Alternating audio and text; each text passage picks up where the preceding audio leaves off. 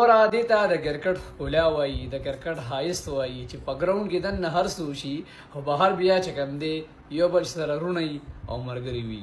پرون به تاسو لوبه کې لیدلې وي چې کله ابرار احمد حسرنګ آوټ کو نو ورپسې د حسرنګ د سټایل هغه سلیبریشن وکړو، صحیح ده.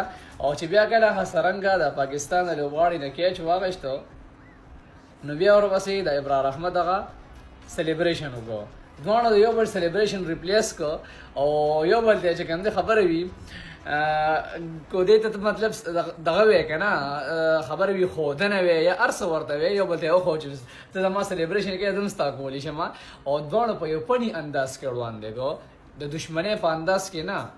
او بیا چې کله میچ ختم شو دواړه یو ځای کېناستل، یو ځای لاس میلاو کړو، خو خوشحاله وو، صحیح ده. او دا پیغام یې ورکړو چې په ګراونډ کې دننه مقابله کوو خو بهر نه، بهر رونه یو، بهر چې کوم دی یو ټول یو انسانان یو، بهر یو چې کوم دی خبره وي ملګري یو.